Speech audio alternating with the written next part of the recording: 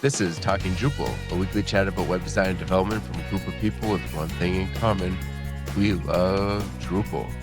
This is episode 481, Drupal Marketing and Drupal CMS. On today's show, we are talking about Drupal marketing, how it applies to Drupal CMS, and what a Drupal and Drupal CMS marketing future look like with our guest, Suzanne Dergacheva. We'll also cover Drupal 11.1 as our module of the week. Welcome to Talking Drupal. Our guest today is Suzanne. Suzanne co-founded Evolving Web, a full-service digital agency where she works with large organizations on digital strategy and Drupal adoption. She created Evolving Web's professional Drupal training program in 2011 and has trained thousands of new Drupal users. She is the marketing lead for Drupal CMS and Promote Drupal, the open source marketing team that is rolling out the new Drupal brand. Welcome back to the show, and thank you for joining us. It's great to be here and to talk about this after a couple weeks of guest hosting. So thank you. Yeah, I'm looking forward to it. I'm Nick Laughlin, founder at Light Development, and today my co-host is Martin Anderson, Senior Solution Engineer at Acquia. Hey everyone, great to be here. And now to talk about our module of the week, let's turn it over to Martin. Martin, what do you have for us this week? Thanks, Nick. Have you been wanting a version of Drupal with improvements to the recipe system, the ability to write hooks as classes, and an icon management API? The new Drupal 11.1 release has all of that and more. It was created on December 16th by Catch of Tag 1 and 3rd and Grove. And we've talked a number of times on this show about the recipe system, particularly because it's at the heart of Drupal CMS. In Drupal 11.1, recipes can define whether or not to use strict comparison for provided configuration, and there are a ton of new config actions. These allow your recipe to place blocks, take user input, enable layout builder for content types, clone configuration entities, and more. It's a huge leap forward, and I think you'll quickly see a number of recipes that require Drupal 11.1 or newer. Hooks have long been a powerful Drupalism that allow for deep customization of how your website functions. These hooks can now be written as classes thanks to the new hook attribute on methods. This will bring many of the object-oriented benefits of modern Drupal to the hook system and should make it easier for developers new to Drupal to understand the code to create these customizations. A new icon management API allows themes and modules to define icon packs with unique identifiers for each included icon. Drupal 11.1 also includes PHP 8.4 support. I haven't been able to find any data on speed improvements compared to PHP 8.3, but there are interesting new features like property hooks, asymmetric visibility, new functions for finding array items, and more. There are plans to use workspaces for content moderation, so the UI for workspaces is now in a separate module. For new site builds, if you want your editors to be able to use workspaces, you'll need to remember to enable this new UI module as well. New installs of Drupal 11.1 will also see improvements to the initial experience. These include defaulting to admin-created user accounts only, not adding the body field by default when creating new content types, and more. Drupal 11.1 also includes a new views entity reference filter, opt-in render caching for forms, and improved browser and CDN caching for JavaScript and CSS, among a host of other improvements. A number of these improvements will also find their way into the upcoming 10.4 release, ensuring, for example, that recipes built to use the new config actions can be used with long-term support versions of Drupal that will be supported until the stable release of Drupal 12 in mid to late 2026. So let's talk about Drupal 11.1. I have never been so excited about a release of Drupal in history. I think I worked on that issue defaulting users to admin only too. I think I forgot to turn it on for a client, and predictably they ended up with 20 or 30 blocked users a day. And I was like, why is the default in this day and age to still allow? And I found I found an old issue that was ready and just maybe needed a test or something, and updated it. But of course, the thing I'm most excited about are the object-oriented hooks. And yeah, a lot of work went into that.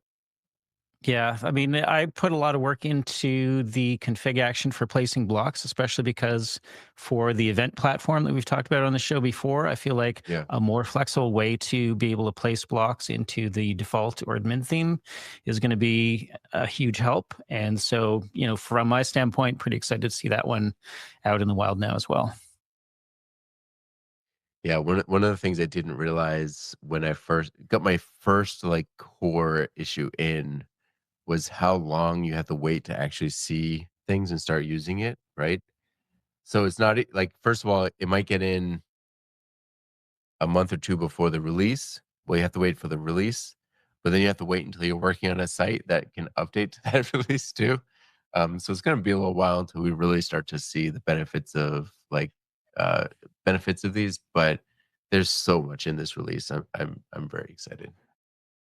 Yeah, I mean, I guess the counterpoint to that is that because Drupal CMS is going to be based on Drupal 11.1, if you want to try out some of these things, being able to spin up a Drupal CMS site, really in less than a month is going to be something you're going to be able to do to try out some of these new features. And as a precursor to our actual show, I spoke about Drupal CMS yesterday as a way to preview. I had a client asking if there's a marketplace to see features that they can apply. And I was like, well, recipes are, the beginning of that. And Drupal CMS has a good way of pulling together a bunch of recommended ones. So we can certainly look at those and pull from, whatever we want. But uh, yeah, a lot of exciting things, a lot of things that feel like they're sea change type things. They're there's always been incremental improvements, since we've gone to the minor release format, but this feels like there's some, like, recipes is here, and it's finally in a state where I think people are going to really start building their own. Very excited.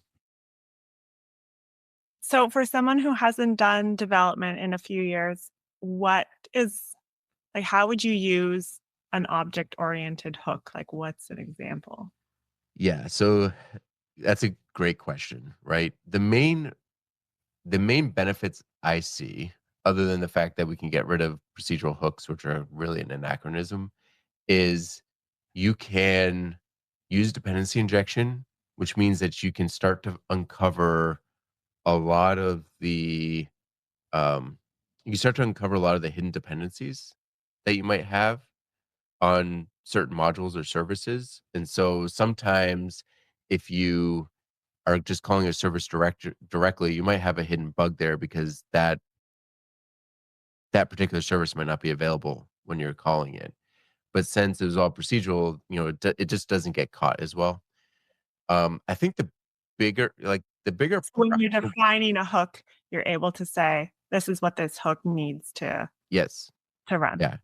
And then things like, the rector and the update bot can better detect if you're using something that's deprecated more easily, and they can update that for future versions. It also Ah, makes maintenance easier.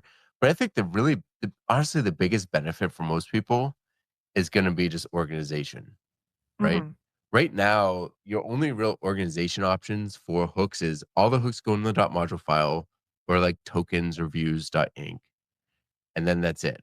With these classes, you can kind of put each individual piece in its own class if you need to, or group them together. You can also define one method as multiple hooks. So, for example, the cron, you can put the cron hook in a cron hooks file. You can put the help hook in the help hooks file.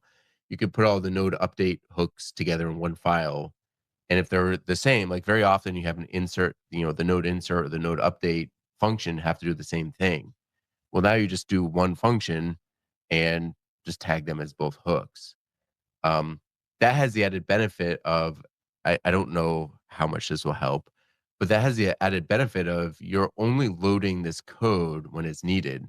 Whereas previously, .module files were always loaded, right? So if you're calling the hook help to see the help text on a page, it's loading the .module file for all the modules and all the code that's in those. It's only running the hook help, but it's loading everything. Well, now, if it's object oriented, it's only going to load the class that has the hook help in it. And so if you have it by itself, that's, it's not huge, but it's 30 lines of code that isn't loading on every single hook invocation that you don't So need. yeah, better organization, more efficiency. Yeah. Yeah. And it, it, I'm very excited about it just because it's also like it feels weird to mostly be object oriented except for hooks. And there's still a lot of legacy code and core that needs to be managed. And I'm working through some of that. But as far as stuff that's required to be procedural, there's only 3 hooks left that are like absolute required. That's hook requirements, hook module implements alter, and hook info, which I am on a mission to convert those. And then there's everything in the .install file and preprocess hooks. And once we solve those issues, other than themes, we will no longer need any procedural code in Drupal sites, which will be nice.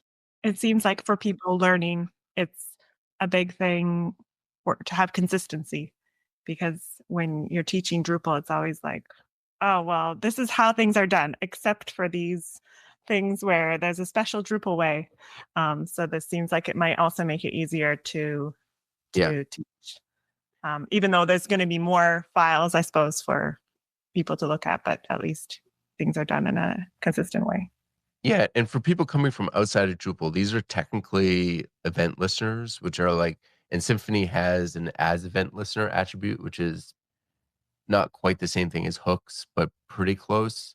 And so it also brings kind of the hook feature closer to what the upstream framework uses, which I think also makes it easier for people coming to Drupal from outside to at least understand what's happening, right? If they see that and you just tell them, "Oh, it's an event listener," like, "Okay, I kind of know what that is," and it I just think I already told people that's what hooks were, because it is the kind of the closest thing, but it yeah, behaves more like an event listener. yeah. They're both observer patterns, so it it works. But anyway, that's enough about Drupal 11.1. Very excited about it. Looking forward to see what people are doing with it. And as always, like people have already been reaching out to me, asking me questions about edge cases. So happy to continue to support that. If people have any questions about converting their site or module or client to object-oriented hooks, I'm available. But anyway, Martin, thank you for uh, another module of the week. But if folks wanted to connect about suggestions that they have, like I think there's a couple that have come in recently, what's the best way for them to send you suggestions?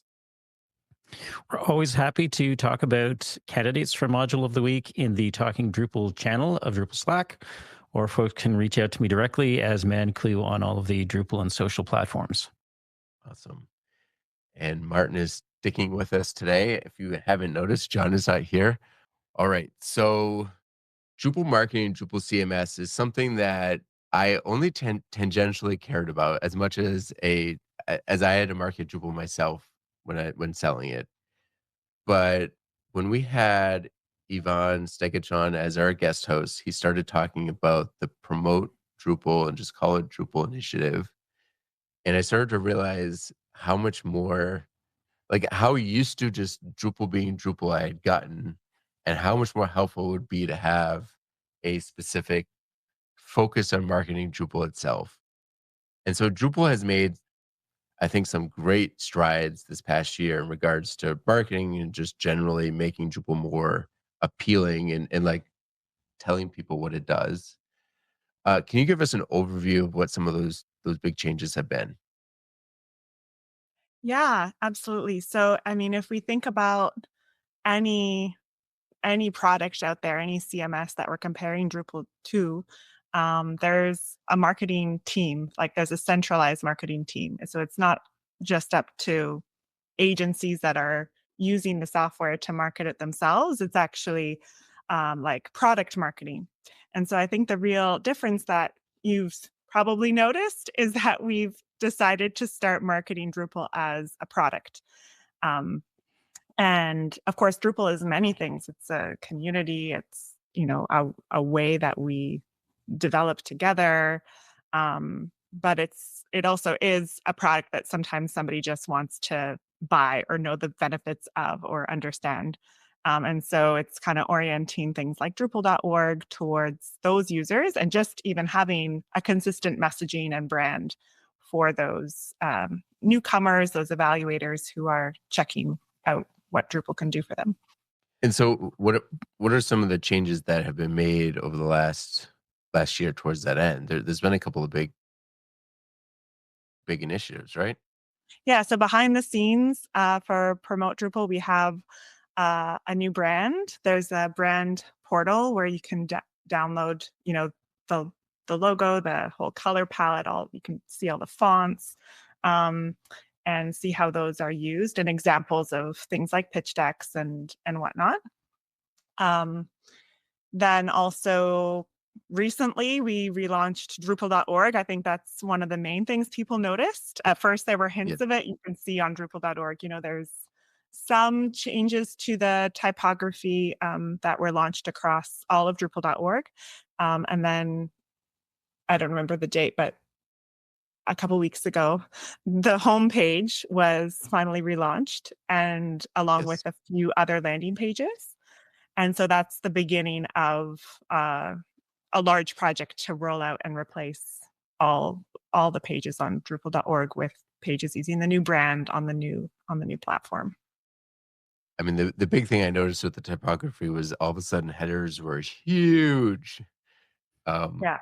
and I know that I didn't say anything right away because I knew it would take a couple days to get used to it, but I think it's much better now. It's much easier to kind of, again, it's funny. It's like you get so used to a site being a certain way when something changes, like, oh my God, I can't find anything. But if you look at it from the lens of somebody who's not used to it, like how are they supposed to find the font that says issues if it's like, 15 pixels and Yeah. shoved in between everything else. So Yeah. yeah, great improvements. Yeah, and in terms of the rollout on Drupal.org, I think if I think about Drupal projects that our team has taken on in terms of actual governance and rollout, it's quite a complex project. There's so many different content owners on Drupal.org. It's such a massive site to begin with. And then we have this new focus on marketing, but of course it is at the same time a really functional website for developers and users who are going to find documentation and issue queues and all of that. So supporting all of that honestly hasn't been the focus of the marketing team, but it is something we have to consider. So we've had Yeah. of course, many designers from different agencies coming in and helping. So, Suzanne, what would you say is the overall goal of the new marketing for Drupal? So the goal of the marketing is just it's to increase Drupal adoption. So that's our big goal from day one. And of course, a bit more nuanced than that, we know that the decision maker around what technology to use for your website has changed. From the time I started using Drupal 17 years ago, when it tended to be an IT decision, now it's much more a marketing decision or a decision by content or a digital team. So just the profile of decision maker has changed. And so that means one of the things we need to make sure when we're talking about Drupal is that we're just speaking the language of those users. So whether it's, an enterprise marketing team or an individual marketer who's looking for a platform for a standalone site, we just want to be speaking their language, highlighting the things that's going to make Drupal easy for them, and not burdening all of our content with Drupalisms and jargon that it's just going to turn them off and they're not going to understand. So I guess like there's this bigger goal of adoption, but then to achieve that, there's just so many different projects and things to tackle to get there. Can you talk about some of the more maybe nuanced decisions, I guess, on like the homepage? Like, because the homepage is very different. Like, there's a lot of things different on the homepage. It's not just it's a new design. It's Yeah. also a lot of it's new content. So maybe kind of what when you're looking at changing the marketing direction of a project like Drupal, how do you even go about starting to ask those questions and deciding what show like when you Yeah. go to the homepage now, you see something very different than you saw 2 weeks ago. You talk a little Yeah. bit about that. Well, from the beginning of this project, we did what yeah, I would do on any standard redesign project, where we go and look at personas and we think about what kind of content they're looking for and what questions they have when they come to Drupal.org and how that's part of their journey. So, if they've received a proposal where Drupal is pitched as the CMS, this is part of their research that they're doing, right? And they want to understand what it can do, or they're looking for proof points of other organizations using Drupal. So these are the types of journeys that we mapped out when we were trying to figure out what content would make the most sense, both on the homepage and also some of those supporting pages.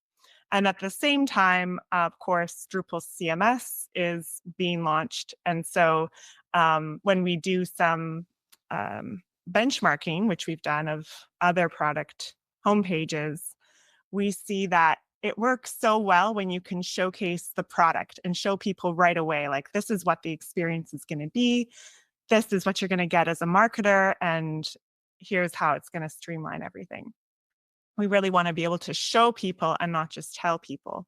And so I would say that what we have right now on the Drupal.org homepage is not what we want that homepage to be in 6 months or a year. We want that to evolve along with the Drupal CMS release and being able to show more of how Drupal is easier for marketers.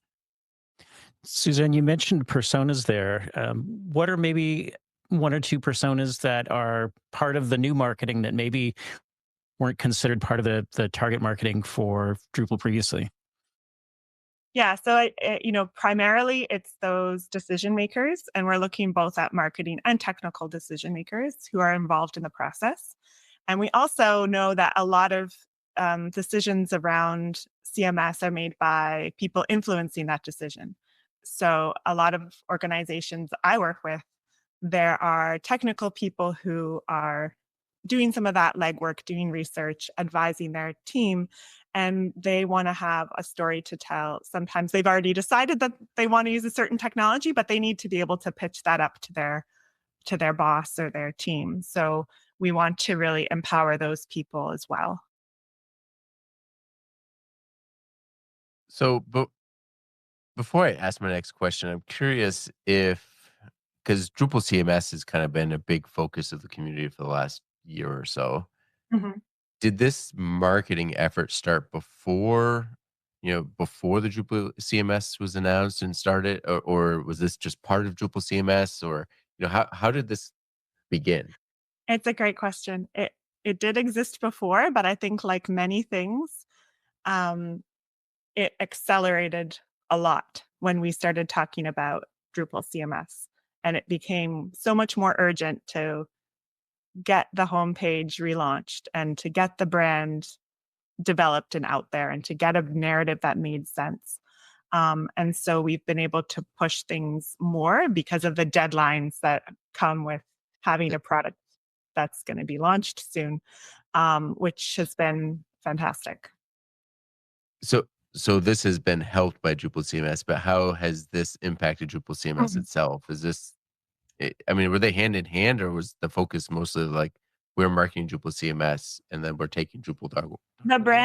brand fully existed before the new brand existed before Drupal CMS was created, but I think Okay. that the impetus for both come from the same place of trying to increase Drupal adoption. Okay. So the Drupal brand as a whole, we're looking at, we want more users out there. We want more sites on Drupal. Drupal CMS is specifically helping marketers and content teams kind of accelerate their Drupal journey. But overall, I think, that's going to lead to more Drupal usage and is going to help the larger goals of promote Drupal and the whole Drupal project. So it's not like it kind of took us off in some other direction.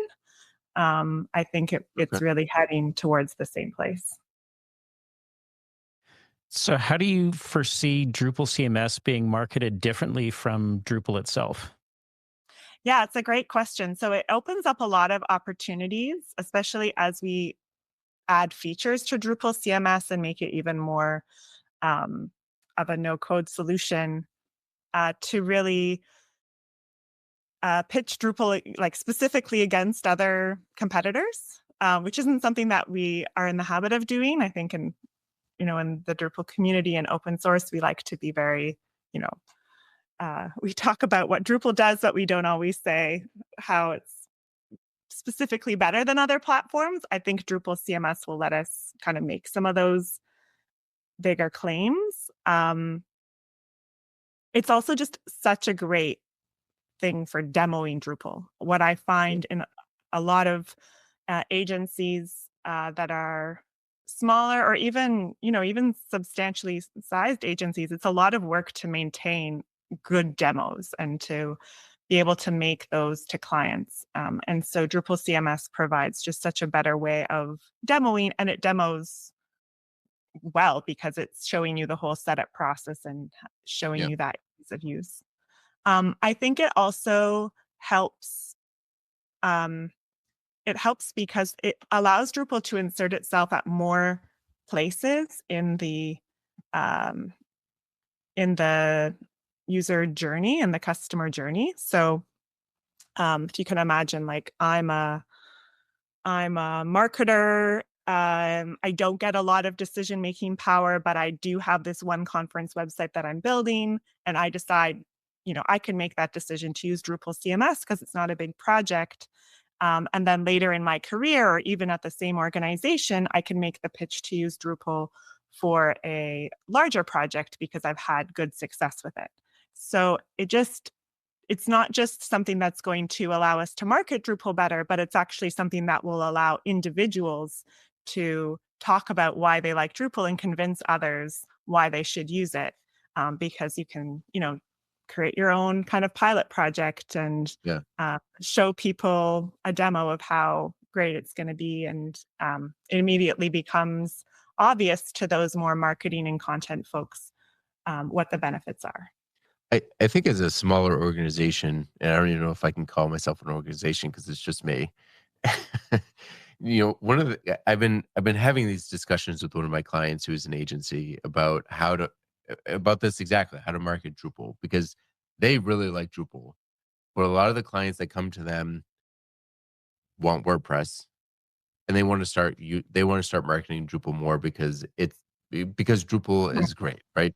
But one of the things that I struggle with, or we struggle with, is like a lot of the things in Drupal that make it so much more powerful and so much better are also things that you can't just say in 2 words, right? It's like Drupal's role system and permission system is, while there are things that need improvement, you just don't get that in most other places, right? Like you don't have the granular control that you have over Drupal.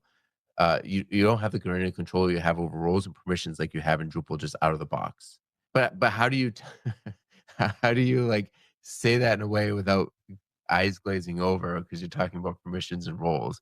Or like views, same thing. Views is or the entity type manager query system. Like those two things are two of the most powerful things that Drupal provides for customizing the way that you display your content to people.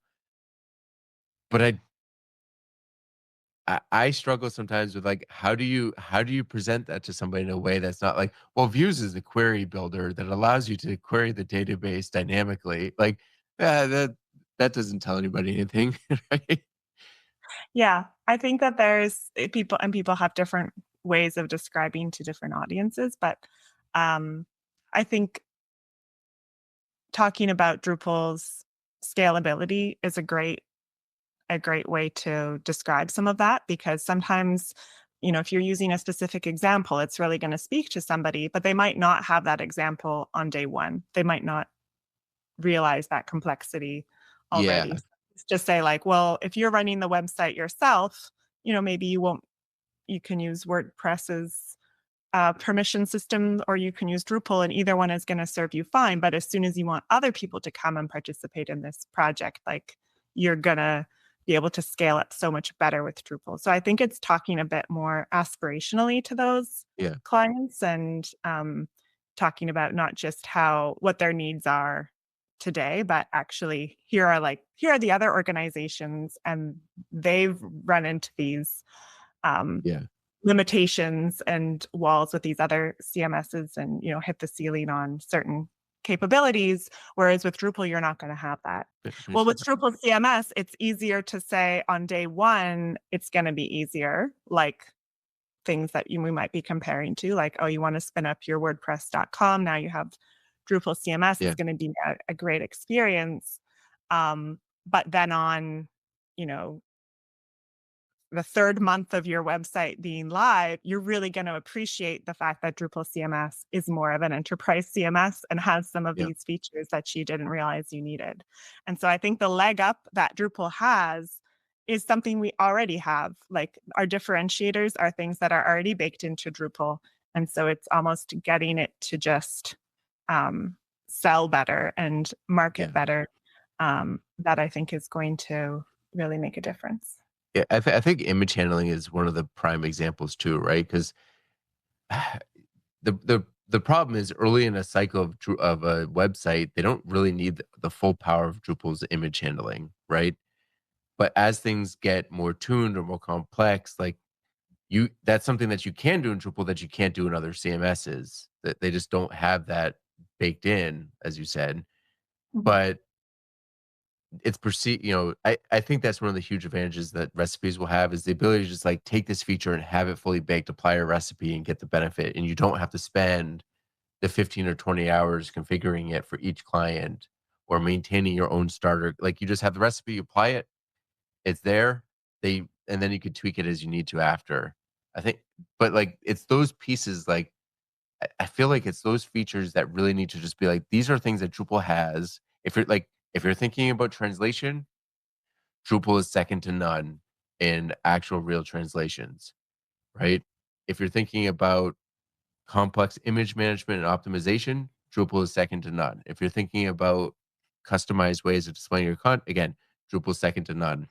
But it's like those features aren't on a page that I can just point to and be like, these are all the polished features of Drupal that you'll get compared to XYZ CMS.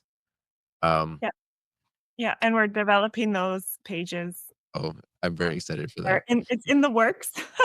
We have a lot more work to do to create content on I can imagine. Drupal.org. It's one of the areas where we need help, and consistent contribution from folks who want to help us with those.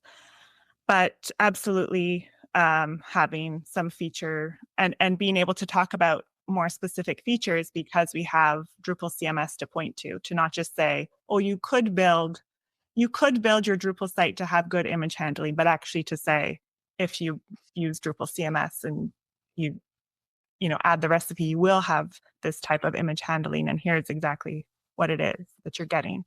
It makes it easier to market something when you have a more tangible features like this to point to, and a more opinionated set of features out of the box.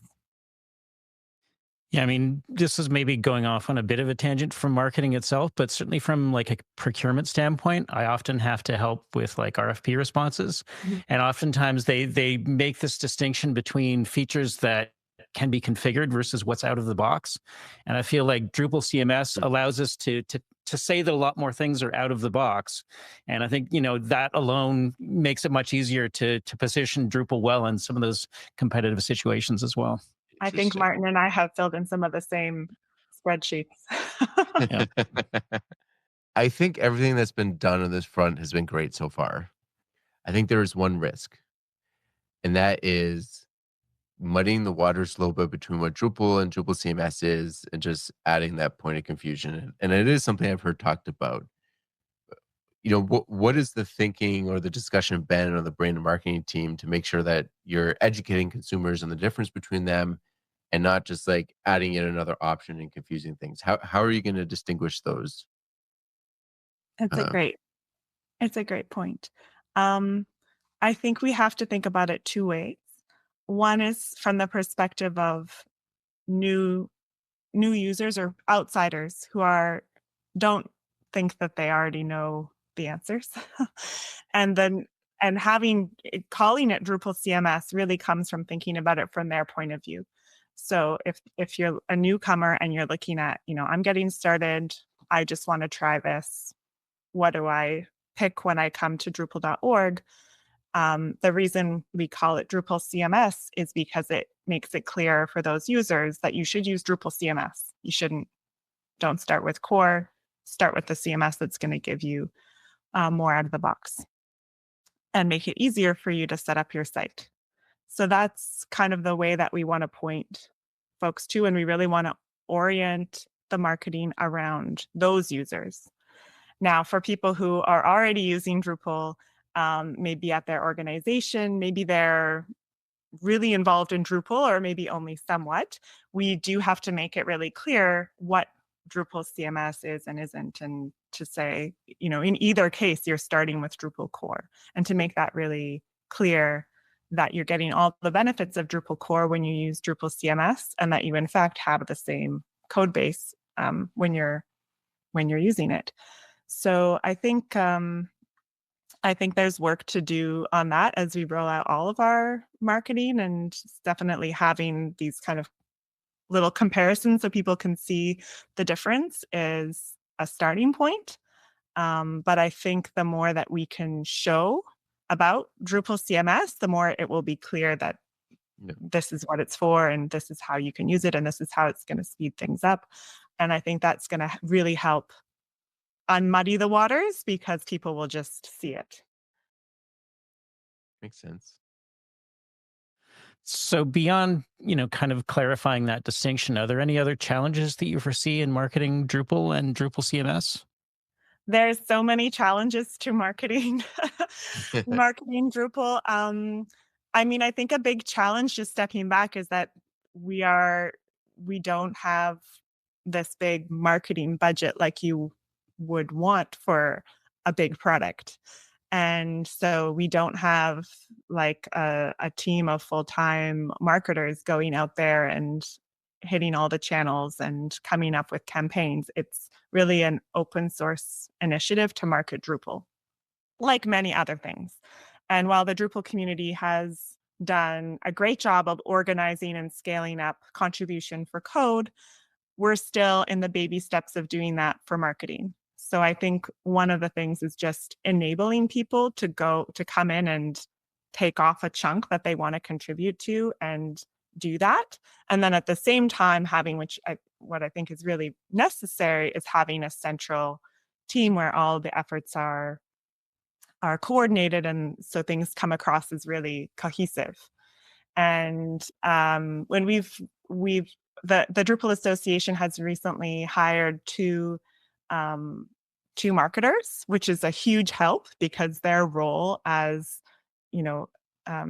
organizer of community and owning Drupal.org and everything that they do is so closely tied to marketing that it just makes so much sense for them to do a lot of this marketing coordination and leadership. So I'm really excited to have those folks in place, and I think that's going to help. But we still need to do the part where that enables us to scale up and get more people contributing to more aspects of marketing. So you've mentioned we a couple of times. Who's been kind of involved in this marketing effort? Obviously you have, but Yeah. who else has been involved? Yeah, so I mentioned the Drupal Association. So Ryan Whitcomb and Nick Koger are the two new hires from the Drupal Association. So they've been really involved in the last few months since they've started. Tim Lennon, who is also involved in so many things at the Drupal Association, of course, has helped with all these updates to Drupal.org. And then the Drupal CMS leadership team has been giving input on all aspects of marketing for Drupal.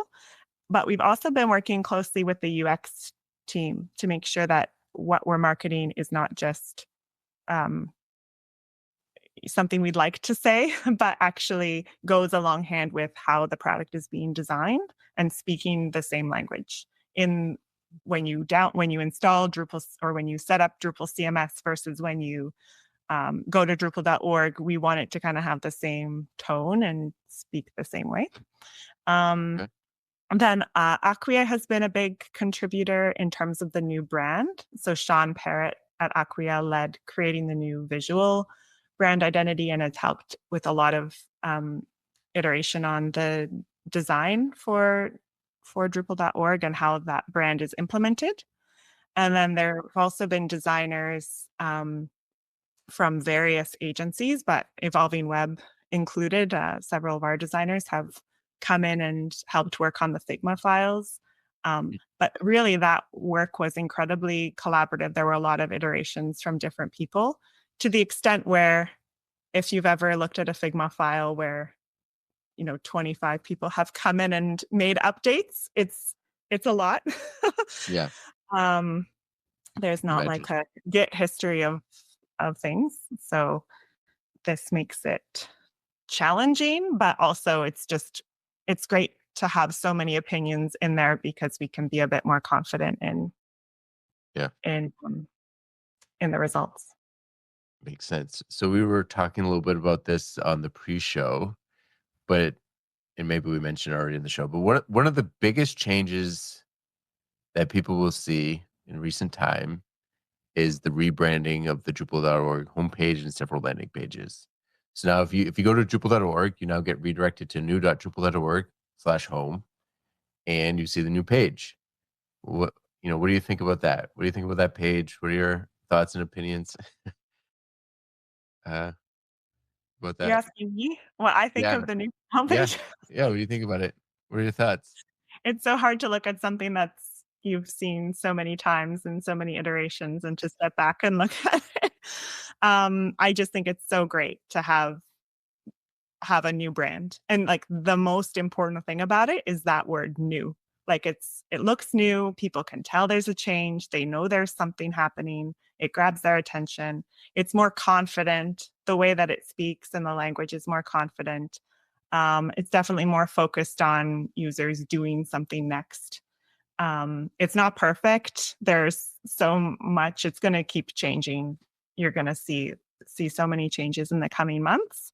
But I think it's just such a substantial improvement for what we need that page to do that I can't help but being, so happy that that's launched. I have to say, one of the things I like about it is it doesn't feel like the bare minimum redesign, right? A lot of times when there's a lot of people kind of volunteer, and the DA, I know that they're not fully volunteering, but when people are volunteering, it's like, well, we need to refresh it.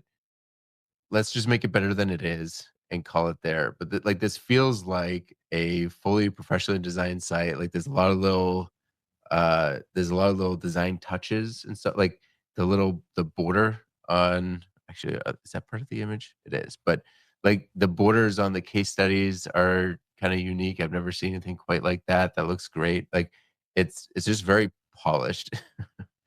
I like the way that it looks. It's very like in your face different. But without completely changing the logo, it was a really explicit thing we decided to make a big change in terms of the brand.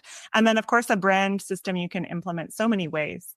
So there were iterations that used a lot more blue and looked a lot more conservative. And then we said, no, I think it needs to show more of the brand colors, and getting input from more designers and just doing more iteration. And definitely Sean's team was helpful in this and making sure that the website really brought out a lot of that new color palette and the diversity of the different branding elements that the new brand has. It was important to make that really clear. And I should mention, I know you asked earlier, who's been involved.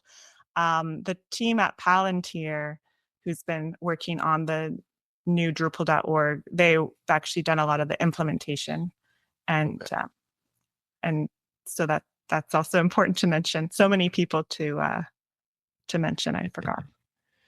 No problem. And there is a link. I'll put this in the show notes to an issue to comment on the new pages if you have constructive feedback. Suzanne, what are some of the next steps to move the Drupal brand forward? That's a great question. There's a whole spreadsheet that I'm imagining of all the next steps and all the work we have to do. Certainly with the Drupal CMS release in January, that occupies, I think, a lot of our attention right now, and just getting the website updated to support that and to really show the best of the product. There's a lot of work to do, just in terms of showing more of Drupal's features and making that clear through the website. Then also on the website, we're looking at other parts of the journey of a evaluator and the importance of case studies. One thing that I talk to every Drupal agency that I can about is how they can write better case studies for Drupal.org. It's great to put your case studies there, but it's also equally as important to edit your case studies so that they make sense on Drupal.org and actually positioning Drupal as a product. So we need to focus on that. And then there's also a whole marketing set of needs outside of the website, but actually being present at events outside the Drupal community and having good social media presence and having specific campaigns or press releases that are picked up, having more press that's external to Drupal so that people find out about Drupal CMS and get excited about it, not necessarily just within our community. So those are all big things to work on. And I also am excited about just having the brand present in as many places as possible. So having a brand is hard when there's an open source community that's producing new content about Drupal every day. And how do we make sure that the brand really looks its best, and that when people encounter Drupal for the first time, they're seeing something that looks professional and exciting and has all the brand attributes so you can tell what Drupal is going to do and looks like it's going to be flexible and scalable and all of this. So I think that kind of brand governance is a bigger challenge, but it's also just like such an opportunity to put the brand into the hands of so many people. So you mentioned something that I want to circle back to because I'm curious about this. You mentioned that you've talked to some companies about modifying their case studies to better represent Drupal or put Drupal forward. Do you have any, if our listeners have case studies or think about writing case studies, do you have any kind of tips on, what do you tell people they should keep in mind when they're writing a case study? About a year ago, I think, at least that's when maybe the page was last updated, we put out a set of case study guidelines for how to write your case studies for Drupal.org. And I also have a link to a little webinar that Rosie from ImageX and I did on how to adapt your case studies. At our company, we just don't try to rewrite the whole thing because we have a lot of Drupal projects that we write about. But we just try to, at least rewrite the intro to really speak to why Drupal was a great choice for the project. And there's also an opportunity for agencies to get that content up on the Drupal LinkedIn account. There's a form can for partners. So like I can put a couple links in the show notes. But there are resources, and rewriting your case study for Drupal.org shouldn't be something that you have to spend hours on. It should be something pretty quick, but it could make a big difference in terms of just that content. And for now, we're saying, please write your case studies this way. But at some point, it would be really nice to actually have a governance model that supports us saying, well, no, you have to write your case studies this way, or we're not gonna show them because they're not gonna support the that makes sense. buyer journey. So yeah, I encourage you to take the time to do it. And I think it's also worth mentioning that, we've had lots of conversations on the show about contribution credits in recent weeks. And, posting case studies is another way that agencies can get contribution credits as well. Oh yeah, good point. Absolutely. So, Suzanne, I think you were one of the 3 initial track leads that were announced for Drupal CMS. What inspired you to step up and become a track lead? Oh, that's a great question. So I went to Drupal Dev Days for the first time in Burgas in the summer, Mhm. and I was there with my daughter, who's a toddler, and so I hadn't had a lot of time to contribute.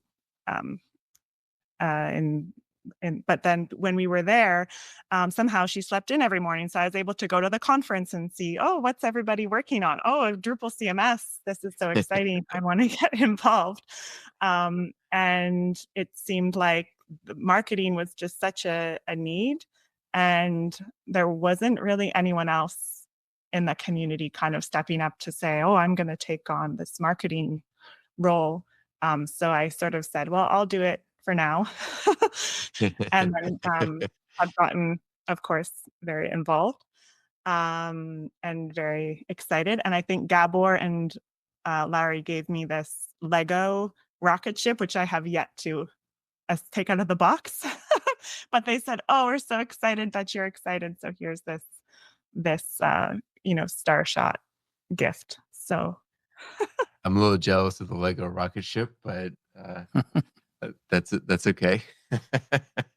it would look um, it would look tiny compared to everything you've got back there. I did also want to echo what you said, Suzanne, about Drupal Dev Days. I've only had the chance to go once myself, but thoroughly enjoyed it, and I'm hoping I can get to Dev Days next year when it's in Belgium as well. Yeah, just such a fun event. I had heard about it for so many years, and it was fun to be able to go. So I wish I could say that I'll be there. I don't know. It's hard to travel so much these days, but yeah, definitely recommend it to anyone who's able to attend. okay, before we wrap the show, if somebody listening to this has gotten inspired, I'm curious about kind of two things. If What are the needs for for this track at the moment, and if somebody wanted to get involved, how could they help out? Great. Yes. So if you want to help, there is a Promote Drupal channel on Drupal Slack, just all one word, Promote Drupal. And we have a weekly async meeting there on Thursday where we bring up really pressing needs, like this is the thing of the week. And oftentimes we have something that doesn't take a lot of hours to contribute to. So that's a really great entry point for people wanting to start contributing.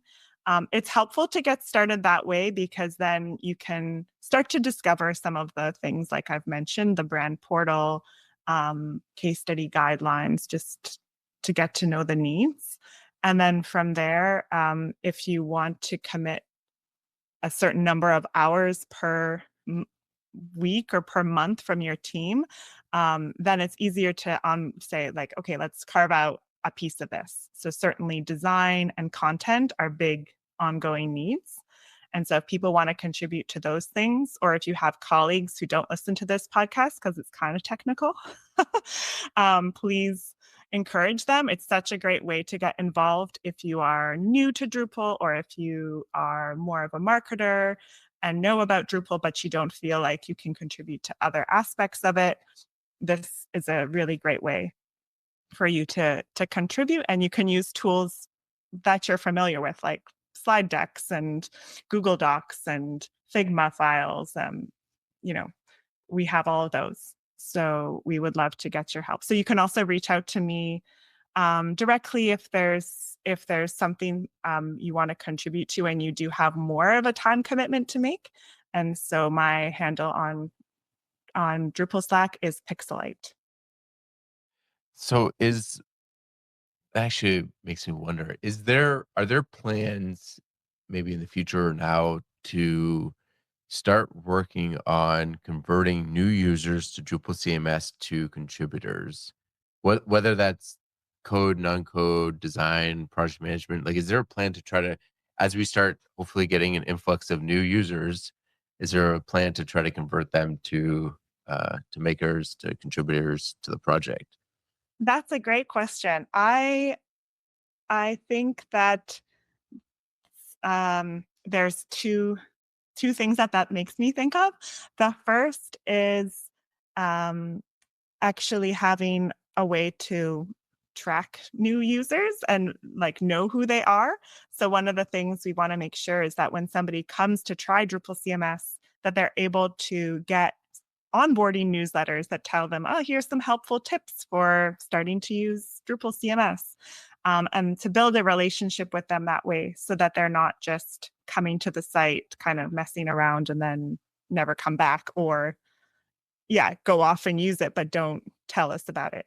So building that connection and actually having contacts that we know are using Drupal, this is very helpful for relationship building, and kind of weaving that more into um, how we think about our community. So not just thinking about we need more contributors today, but the long-term goal of like, okay, let's keep people engaged. Let's make sure there's a place for content editors and marketers at DrupalCon and content for them when they come to Drupal.org.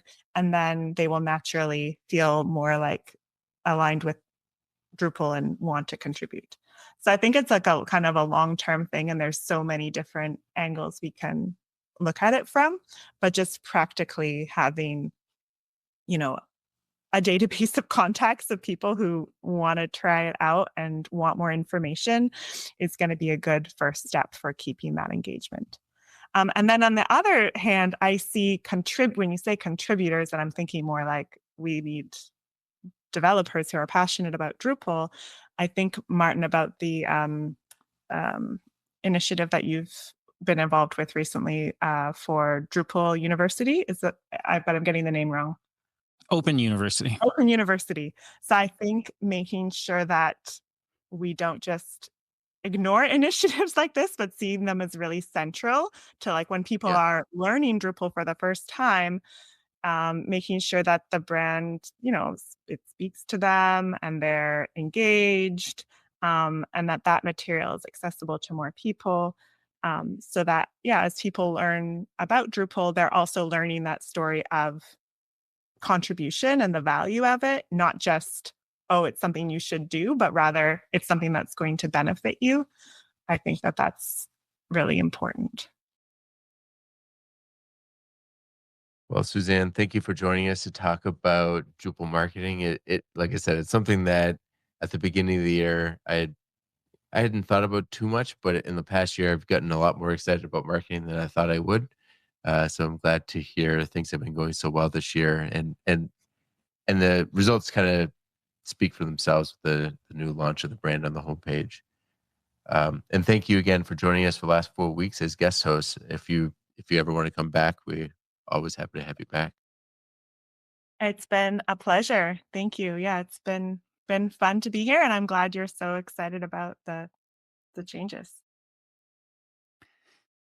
Do you have questions or feedback? Reach out to Talking Drupal on Twitter with the handle Talking Drupal, or by email with show@talkingdrupal.com.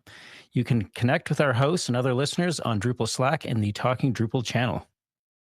You can promote your Drupal community event on Talking Drupal. Learn more at talkingdrupal.com/tdpromo.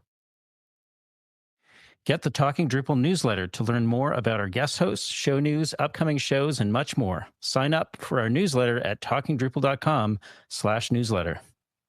And thank you, patrons, for supporting Talking Drupal. Your support is greatly appreciated. You can learn more about becoming a patron at talkingdrupal.com and choosing Become a Patron. All right, Suzanne, I know you already said it, but if our listeners want to get in touch with you, what's the best way for them to do that? So my Drupal Slack handle is Pixelite. You can also find blog posts I've written on lots of related topics on evolvingweb.com. And you can, if you really want to, you can email me at Suzanne, Suzanne, @evolvingweb.com. And Martin, how about you? Folks can find me on all of the Drupal and social channels as Manclue, or they can find my blog posts at manclue.com. And you can find me pretty much everywhere at Nixvan, Nicxvan. If you've enjoyed listening, we've enjoyed talking.